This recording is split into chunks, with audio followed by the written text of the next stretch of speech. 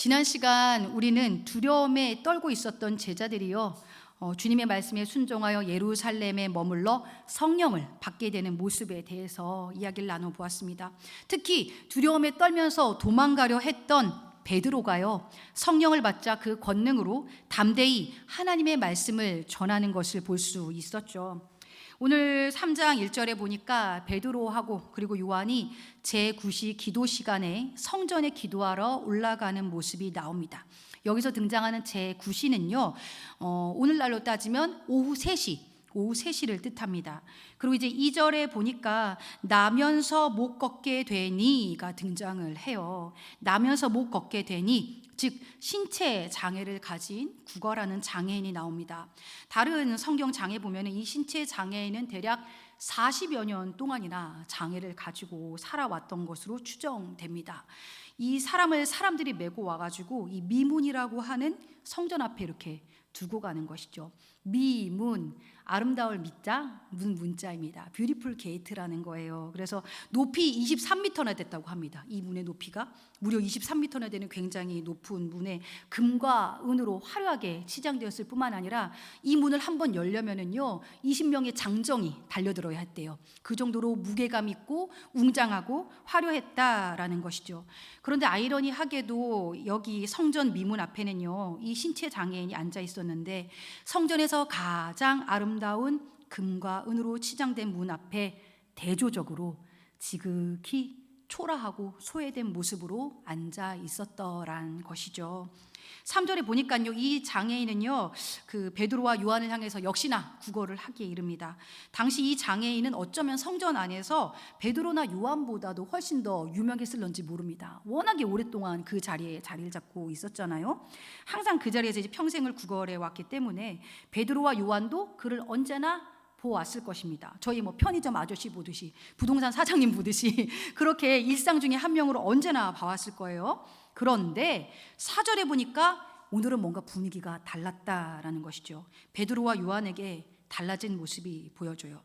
일상 속 한 장면과도 같았던 그 장애인을 향하여 오늘은 특별히 주목하여 보았다라는 표현이 나옵니다. 주목하여, 여러분 혹시 보셨습니까? 주목하여 보았다.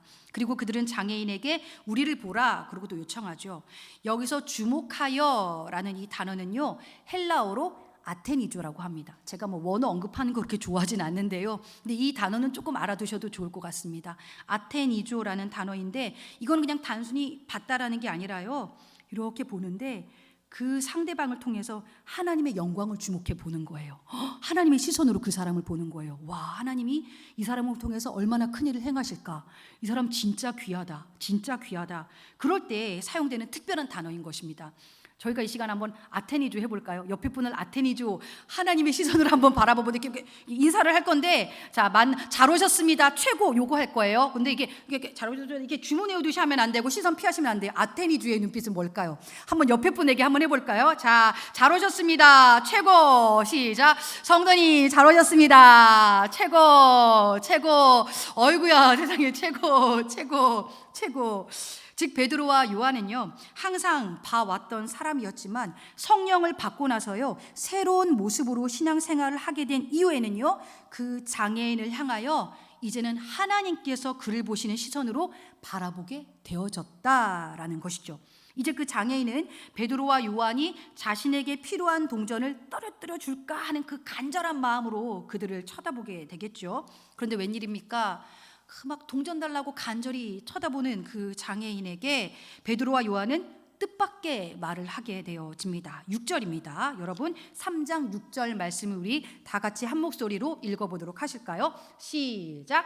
베드로가 이르되 은과 금은 내게 없거니와 내게 있는 이것을 내게 주노니 나사렛 예수 그리스도의 이름으로 일어나 걸으라 하고. 아멘.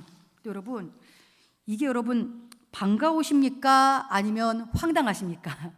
물질이 너무나도 간절히 필요한 사람에게 저 좀 돈 얼마만 좀 주시면 참 좋겠는데, 이렇게 와가지고 도와줄 것처럼 딱 왔는데 돈을 주는 게 아니라 예수의 이름을 주겠다. 여러분 이 말이 기쁘십니까? 반가우십니까? 아니면 뭐야? 이런 생각이 드실까요? 우리가 믿음이 있노라 고백하지만 이 시점에서 우리의 뭔가 믿음의 시점이 발견되죠. 이왕이면 예수님도 주고 돈도 주면 참 좋겠는데 꼭 그렇게는 안 하시고 말이죠. 그런데 여러분, 어쨌거나 여기서 우리가 조금 중심되어서 볼 것은요, 이 베드로와 요한의 모습입니다. 성령을 받은 이들의 모습이 달라졌다라는 거예요. 이들은 구걸하는 장애인을 향하여서 당당하게 예수 그리스도의 이름을 선포하면서 일어나 걸으라 라고 외치고 있는 것입니다. 이것도 대단한 믿음이죠. 창피해서 웬만하면 그런 얘기 못할 거 아니에요. 이왕이면 돈이라도 좀 가지고 가가지고 그런 얘기하면 좋은데 그것도 하나도 없이 오직 예수만을 전하고 있는 이 상황. 그런데 여기서 한 걸음 더 베드로는 믿음의 행동을 더 보여줍니다. 이 상황이 당황되고 주저하는 마음도 들었을 우리 장애인에게 베드로는요, 오른손을 잡아 일으켜줍니다. 당시의 장애인이란 굉장히 부정한 존재였습니다. 그래서 지금 있는 곳도 문안이에요. 지금 성전 안에 못 들어가고 문 밖에 있는 거거든요. 지금 성전에 들어갈 수도 없는 부정한 존재, 사람으로 취급받지도 못했고 부정하다 하여서 사람들이 터치도 안 했던 존재가 바로 장애인이었어요. 그런데 이 장애인에게 지금 뭐가 지금 온 거예요? 따뜻한 사람의 온기가 전해진 것입니다. 오른손을 잡아서 일으키고 있는 것이죠. 베드로의 지금 사랑의 마음으로 그의 손을 덥석 잡아주고 있는 것입니다. 그러자 믿을 수 없는 일이 일어났죠. 그의 발과 발목이 힘을 얻었고요. 방금까지 평생을 앉아있던 사람이 갑자기 뛰기도 하고 걷기도 하면서 하나님을 찬양합니다. 이 모습을 본 성전에 있는 모든 사람들이 놀라게 되죠. 이 과정 속에서 우리는 중요한 사실을 발견하게 됩니다. 오늘 베드로와 요한은 이러한 예배 가운데의 치유 사역을 행한 것이 결코 아닙니다. 나의 일상생활의 현장에서 늘상 봐왔던 사람이었지만 심지어 말 한 번 따뜻하게 걸어본 적 없었던 내 주변의 사람들을 향해서 행해졌던 일이라는 것입니다. 여러분, 갑자기 여기 위에 현대부동산에 가가지고 따뜻하게 손잡고 말하는 거 쉬울까요? 갑자기 편의점 사장님에게 그동안 인사 제대로 못했다가 갑작스럽게 인사하는 거 굉장히 우리도 마음의 준비가 많이 필요한 일이잖아요.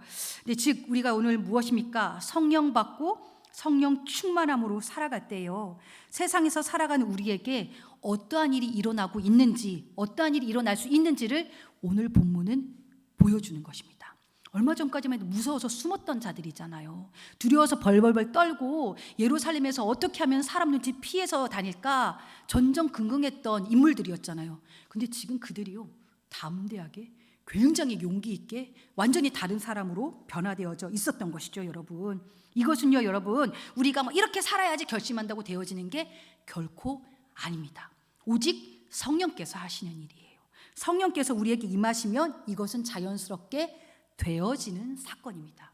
신앙은 계속해서 수동태라고 그러죠. 여러분, 그 내성적이었던 내가 덥석 용기를 내게 되고, 인사조차도 할 수 없었던 내가 누군가에게 말을 건네게 되고, 전도 도대체 할 수 없었던 내가 전도를 할 수 있게 되어지는 역사라는 거예요. 과연 나는 얼마나 삶 속에 이러한 모습들이 나타나고 있는지, 내가 지금 성령 충만한지 내 믿음의 자리를 한번 점검해보는 이 시간이 되어지길 원합니다. 그래서 우리가 성령 충만할 때에 어떤 일이 일어나고 있나요? 사도행전 3장은 무엇을 보여주고 있습니까? 첫째, 나의 시선이 하나님의 시선으로 바뀌어집니다. 내 인간적인 시선이 하나님의 시선으로 바뀌어진다는 거예요. 원래 사람은요, 타인에게 별로 관심이 없어요. 그리고 점점 뭔가 이렇게 세상이 편리해진다고 하면 할수록 자기만 알게 되어져요. 그죠? 막 나노 사회라고 그러잖아요. 막 시간도 쪼개고 관계도 쪼개고 이제 오직 나만 아주 외롭게 아주 작은 존재로 남아버리는 거예요. 근데 여러분, 우리 시선이 그나마 머문다 하면은 이제 뭘 볼까요? 오직 내 관심사만 보게 되어지는 거예요. 그래서 차에 관심 있는 분들은 어때요? 차가 휙 지나갔는데도 그게 보여요. 그렇죠? 그리고 뭔가 이렇게 외모에 관심이 있는 분들은 어때요? 착 지나가는 그 옷을 보고 견적이 다 나와요. 뷰티 아이템이 좌자자자 견적이 다 나와요. 그렇죠? 그리고 특별히 또 이렇게 맛집 전문가들이 있잖아요. 기가 막히게 맛집을 찾아내세요. 그 눈에 내 관심사가 보여진다라는 거예요. 그러나 여러분, 이제 성령 받고 살아가는 자들에게는요, 이제는 내 관심사가 아닌 하나님의 관심사가 눈에 들어오게 된다라는 것입니다. 드디어 주목하여 보게 된다라는 거예요.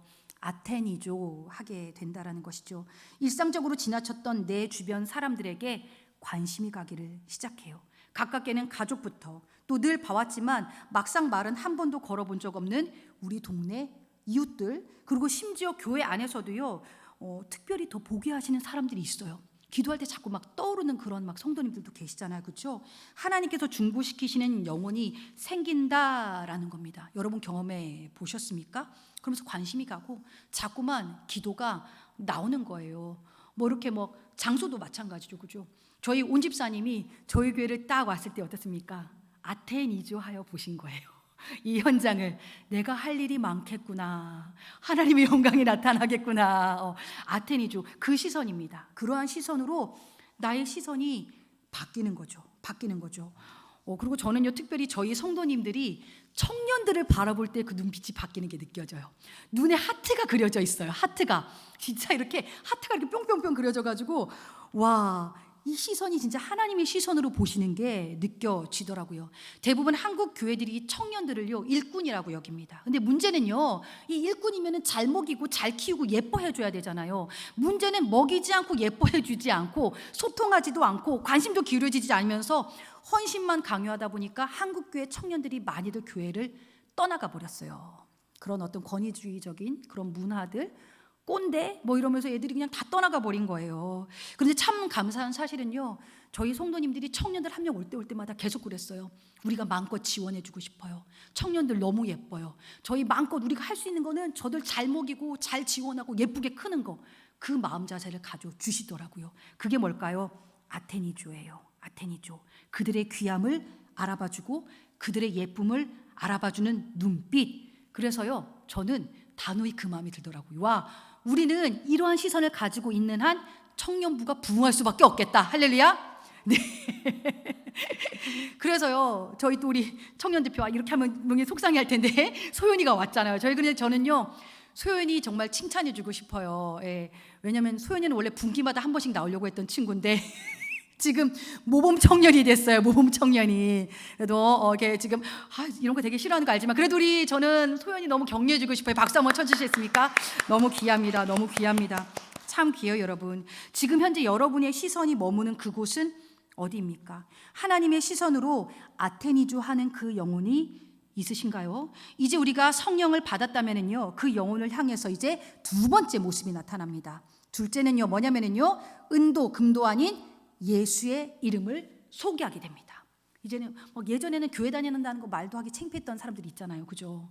그 밖에 나가서 씻기도 하는 것도 참 부끄러워하는 그러한 사람들도 있어요. 그런데 내가 성령 받고 성령 충만해지면 이제 어떻게 되는 거예요? 담대해지는 거예요. 그 예수님을 자랑하고 싶어지는 거예요. 우리 교회도 소개하고 싶어진다라는 것이에요. 그런데 문제는 요즘 같은 시대에 만나자마자 다짜고짜 예수의 이름을 소개하면 어떻게 될까요? 그게 관계가 잘 열리지 않아요. 그래서 제가 이제 부산에 있을 때 해운대에서 그 전도하시는 분들이 있었어요. 예수천당 불신지옥을 외치시면서 이렇게 커다랗게 시뻘건 글씨를 이렇게 메고 다니시는 분들이 있었는데 그분의 사명인 거 알고 참 귀하십니다. 그분의 방법이기는 하지만요, 그거만으로는요 조금 부족하지 않나라는 생각이 있어요. 오늘 본문을 보면은 어떻게 해요? 세 번째가 나오잖아요. 이웃을 향해 손을 내밀어 주는 거예요. 단순히 말로만 끝나는 복음 선포가 아니라 이웃을 향해 이제는요, 성령 받으면 손을 내밀 수 있는 존재가 되어진다라는 것입니다. 온도를 느끼게 해줘야죠. 그 사람에게 관심을 정말로 기울여 줘야죠.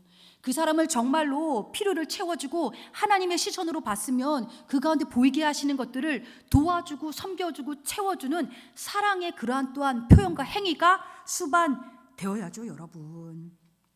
그래서 여러분, 이렇게 이제 그 베드로가 그 장애인에게 손을 내밀지 않았다면 그 장애인은요, 아마 겁먹고 일어나지 못했을 수도 있어요. 아무도 잡아주지 않았던 손이잖아요.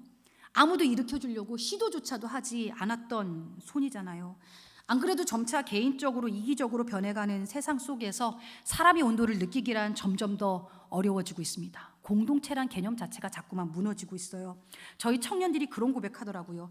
요즘 젊은 친구들 MZ라는 이름으로 다가가기 어려운 것 같지만 의외로 그들이요, 작은 관심 하나에 마음을 열어준다라는 거예요. 그래서 커피 한 잔 기프티콘 보내주면 그렇게 좋아할 수 없어요. 힘내라는 카톡 하나에 때로는 뭐라고 말해야 될지 서로가 쑥스러워도요, 그래도 그거 하나에 감동하고 정말로 마음 가운데에 힘을 얻는 게 그들인데요. 문제는 당체 공동체가 손을 내밀어 주지 않는 거예요. 심지어 교회라고 하면서요. 그리고 또 어때요? 교회가 이토록 많음에도 불구하고요, 그들을 향해서 손을 내밀어서 잡아주는 공동체가 참으로 부족하다라는 게, 이게 참 아이러니입니다. 이상하다. 교회가 왜 그럴까? 교회가 왜 그럴까? 그렇죠. 그래서 말입니다. 제가 잠깐 짧은 간증을 하자면요, 제가 그 밝은 교회에 마지막으로 사역했던 게 청소년부 사역이었습니다. 그것도 코로나 기간 시작하자마자 딱 청소년을 시작했고요, 코로나 딱 끝날 때 청소년부 사역을 딱 마쳤어요. 근데 그 3년 동안요, 정말 하나님의 놀라운 은혜를 많이 경험을 했었습니다. 여기 참 저랑 청소년부 사역을 같이 했던 선생님도 계시고, 청소년부 제가 담당을 했을 때 저희 청소년 회장도 지금 오늘 마침 또 왔어요. 딱 왔는데요, 여러분, 그 코로나 시절 어땠습니까? 그 아이들 만나기가 너무나도 힘들었잖아요. 혹시라도 이 세상 문화에 떠내려갈까 봐 어떻게든 복음으로 얘들을 잡으려고요, 저희가 3년 내내 고군분투했던 작업이 있어요. 하나는 뭐였냐면요, 얘들이 복음 안에 떠나가게 하지 않기 위해서 아침마다 하루 한 장씩 성경을 읽혔어요. 근데 3년을 읽으니까 성경 통독 한 번이 되더라고요. 그리고 밤 9시에는 뭘 했냐면요, 우리 수리미를 중심으로 한, 여기 수리미가 있어요. 임원단이 정시 기도문을 올렸어요. 쫙 기도문을 올려요. 그러면은 아이들이 그걸 보고 선생님들과 함께 기도를 하고 아멘 아멘 아멘 아멘 아멘 하는 거예요. 밤 9시 아멘이 좌르륵 하는데, 참 감사한 것은요, 그게 3년 동안 쉬지 않고 이루어졌어요. 근데 저는 그래서 수리미가 참 감사한 게, 빵꾸 낼 때마다 그 빵꾸를 수리미가 다 땜빵을 해줬었거든요. 얼마나 귀한 사역을 감당했는지 몰라요. 심지어 그리고 토요일마다 저희는요, 계속해서 말씀을 가르쳤어요. 그 어떤 프로그램도 할 수도 없었고 하지도 않았고, 오직 복음, 예수 그리스도. 그래서 1년의 절반을 성경 공부했습니다. 그래서 쟤들하고 했던 게 거의 1년 차에는 기초 교리, 구원에 대해서 점검하고 구원의 확신, 그리고 2년 차에는 저희가 마태복음도 했었고, 3년 차에는 로마서를 가지고 사경회도 했었어요. 저 친구들 데리고요. 근데 참으로 좋았던 게, 줌으로 하니까요 빼박이에요. 도망을 못 갑니다.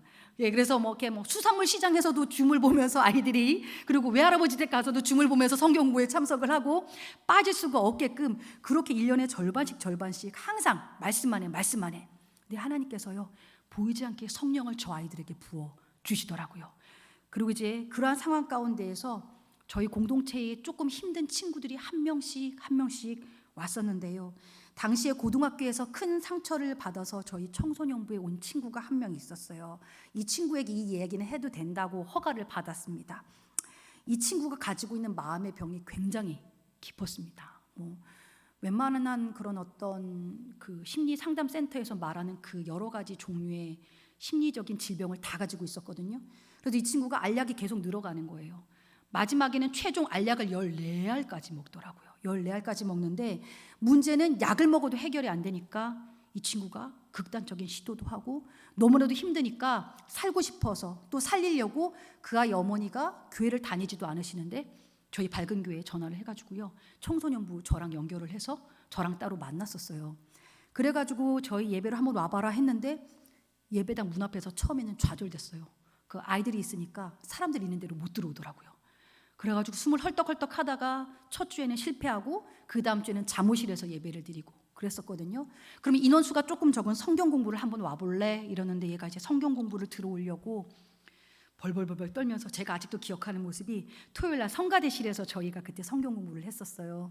근데 문 앞에서 왔다 갔다 하다 그 앞에 정수기가 있잖아요. 알약 14알을 거기서 탁 털어먹고 들어오는 거예요.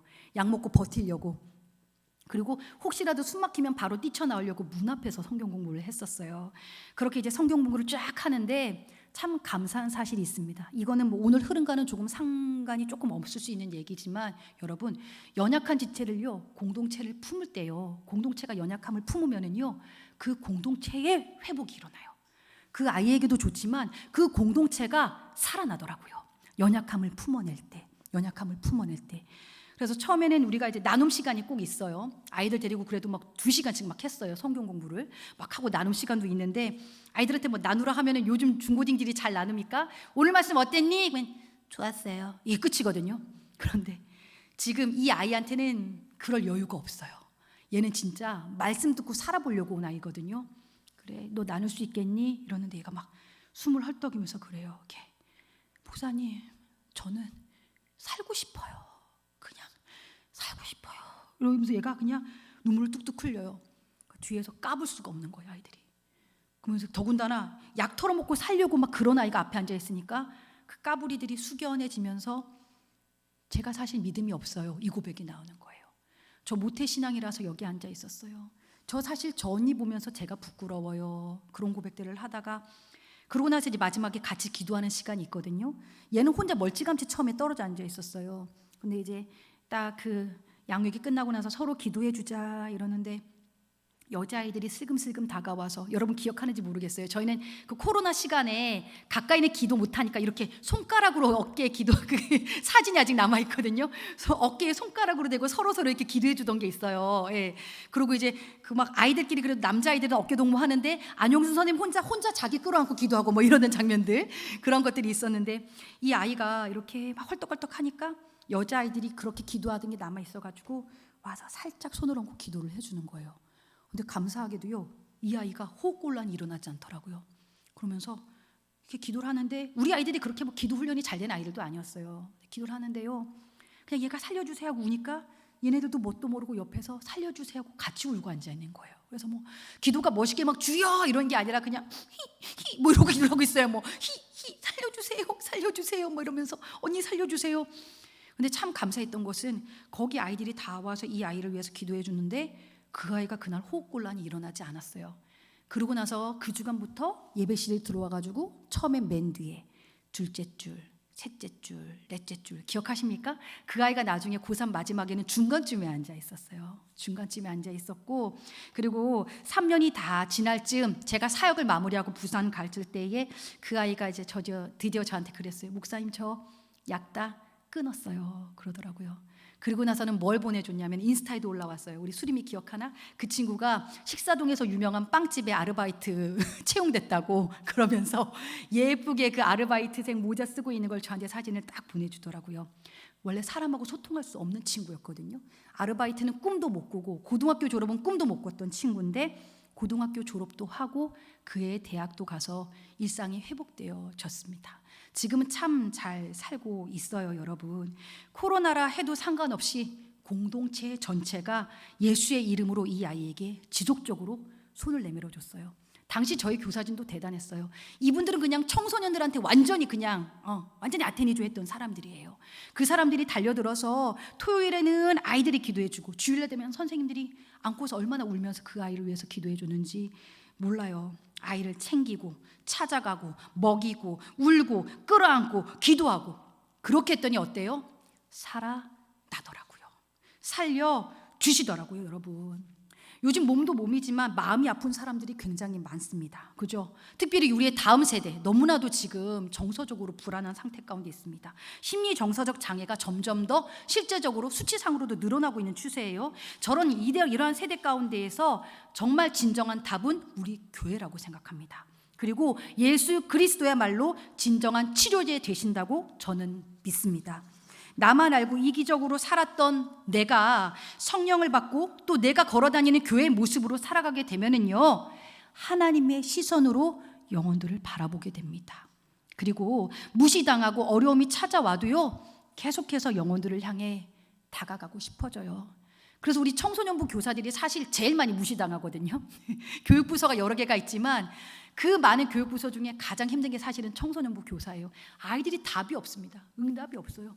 그리고 어쩌다가 또 연락을 하면은요, 이렇게 연락하지 말라고 또 굉장히 무례하게 표현을 해요. 그럼에도 불구하고 어떻습니까? 또 찾아가고 또 챙기고 또 울며 기도하고 또 섬기고 그렇다라는 거예요. 성령께서 함께 하시면 이게 가능해지더라는 거예요. 되어지더라고요. 또한 예수의 이름이 나의 자부심이 되고 그 이름으로 살리는 인생이 되어집니다. 결코 손 내밀 수 없었던 내가 누군가에게 손을 내밀어 일으켜 줄 수 있게 됩니다. 회복시키는 인생으로 바뀌는 거예요. 여러분, 오늘도 성령님과 동행하고 계십니까?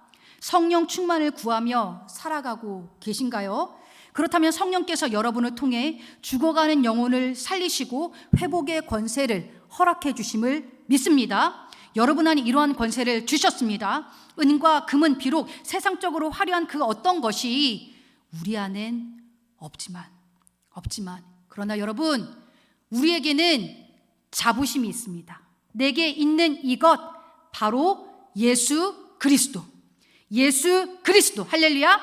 그분을 통해 일어나라, 걸으라, 회복의 도구, 살리는 도구, 그렇게 우리 모두가 초대교회와도 같이 놀랍도록 쓰임받는 귀한 인생 되어질 수 있기를 주님의 이름으로 축복합니다. 이 시간 우리 예수의